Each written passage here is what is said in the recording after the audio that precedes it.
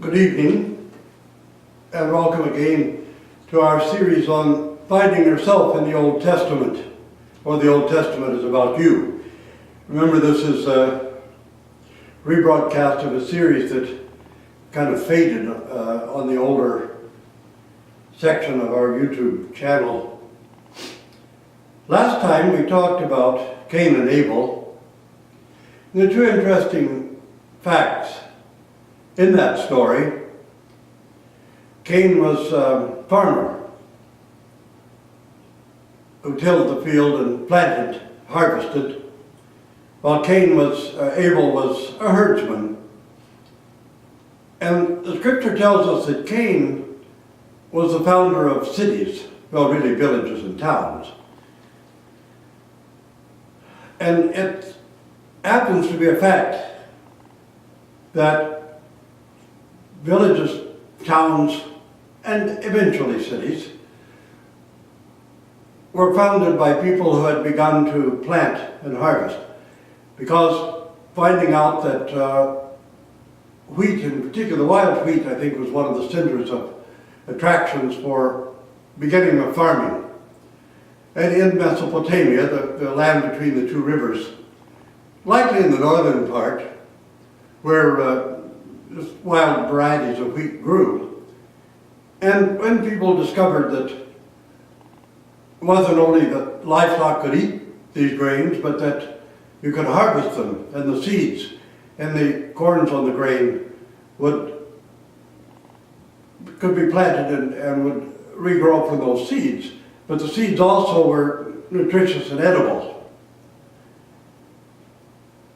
So it's an interesting bond in the story that the first person we have in Scripture who is recorded to have actually farmed is said to be the founder of civilizations, or really villages, permanent settlements, and eventually towns.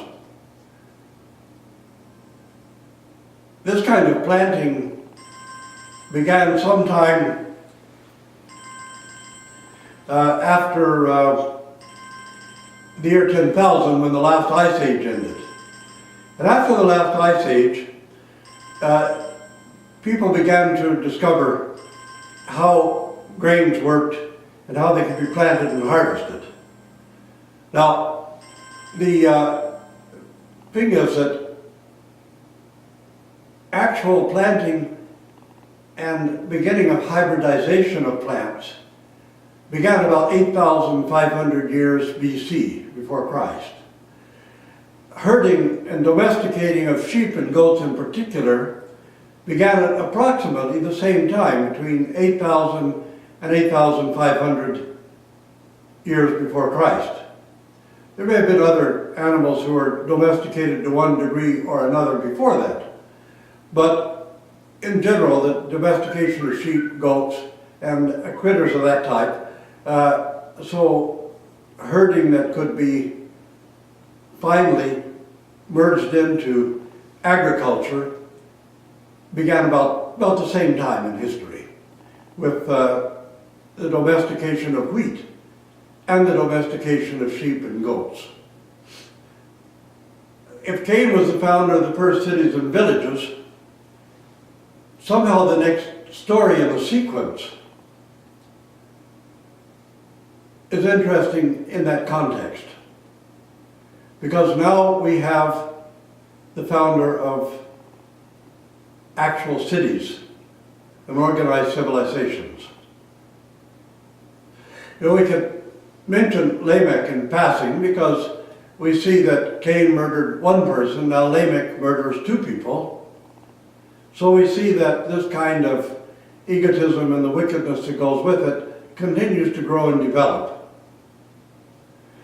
As Cain is given the credit in the scripture anyway for being the founder of agriculture and therefore villages and towns, if we go to the story of Noah, we're talking already now about the existence of cities, of larger cultural organisms. And one of the problems in moving from tribal existence then settlements and village, toward the founding of actual cities, is the fact that in the organization that was necessary to organize, put together, give order to these larger organs like cities, which also required for agriculture a system of irrigation and other infrastructure. In the process of doing that, we developed an elite in the city, someone who would govern. Writing developed sometime around between 8,000 and 7,000 years before Christ. And that's when recorded history begins. So that's why so often the beginning of the world itself is dated around that time, because writing developed and people could actually record their history at that time. So you had an elite group of scribes who were making records, putting out the decrees of various kings. The cities themselves became dominated by this elite class, and ordinary people lost freedoms. Women in particular began to be treated more and more like cattle. And there was a kind of degeneracy that sets in with these larger cities. We could see it in Babylon and other places. So in the story of Noah, we're told that the world had become wicked to a very special degree. And when we look at the story of Noah, of course we know the flood did not take place according to biblical chronology, because that would have meant that the Great Flood took place 200 years after the building of the Great Pyramid of Giza, and when Egyptian culture and civilization were extremely well developed. So we'll put the chronology aside and look at the story itself. Something really negative did take place when cities began to be built. Around the cities, the city-states, there were a lot of slave labor, ordinary citizens who were pressed into subsistence labor.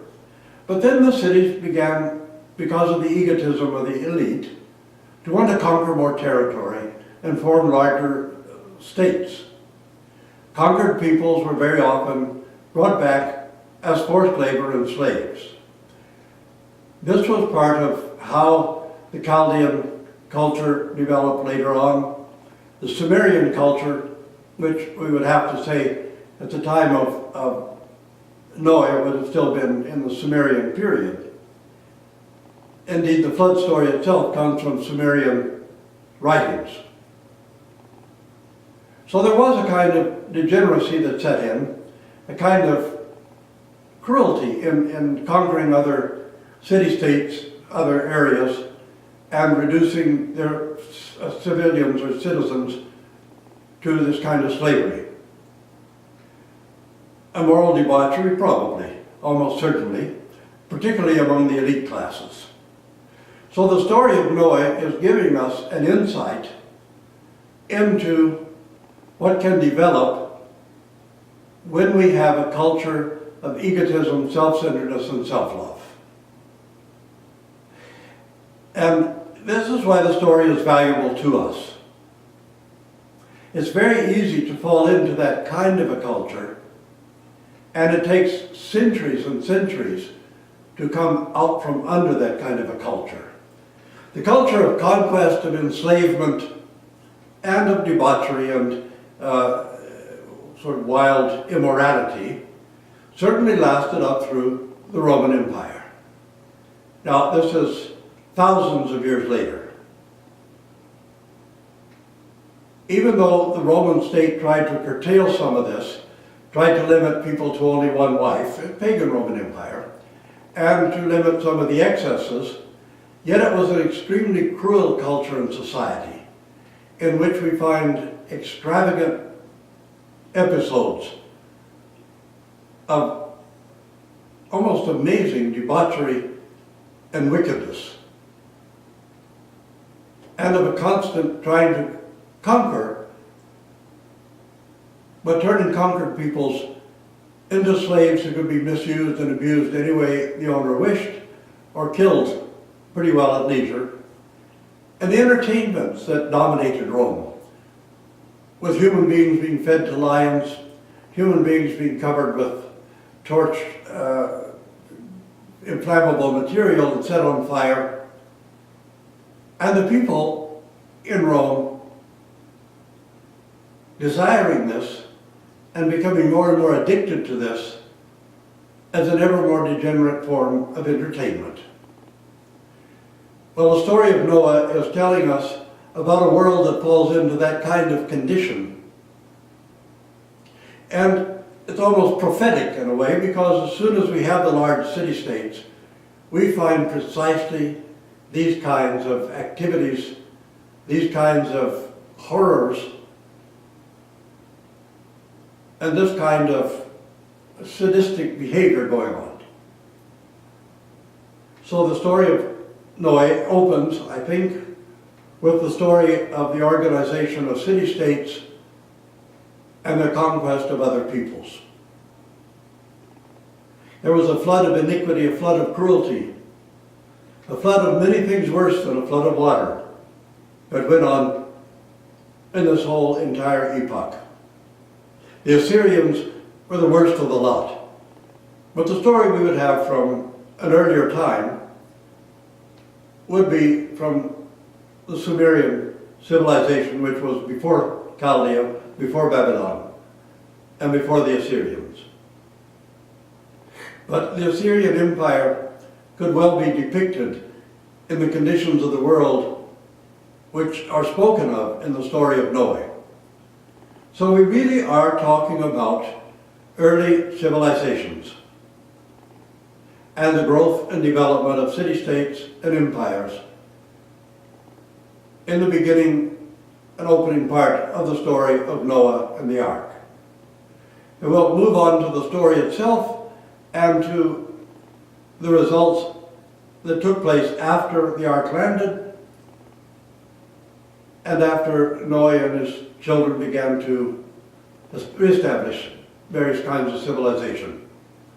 Because it's very interesting in the context of actual historical developments to see how the earlier developments of cities and city-states and empires unfolded, and to see how prophets such as Isaiah, Amos, Osee, Hoshea, and others responded to the kind of circumstances that developed in this epoch, the kind of cruelty and indifference toward the poor, widows, orphans, dispossessed, toward slaves, toward conquered peoples. And all of this is really condensed in the opening segments of the story of Noah. And it really is a prophecy of things yet to come. But it also is something that we should take into our own hearts, into our own bosoms, and think that when we give ourselves over to egotism, self-centeredness, self-love, self-gratification, we're following the pattern of those people who existed at the time of Noah. We're developing the same kind of culture and civilization as they had developed that brought about this prophecy of Noah and the story about the Ark and the Great Flood. So join us next time and we'll discuss how even of the 8 people on board the Ark, one of them had already fallen into his ego and self-centeredness, so much so that he would betray his father and set the whole chain of degeneracy back in motion once more. But thank you for joining us, and we ask that you send us your comments and suggestions as we continue in this series. Thank you, and God bless you.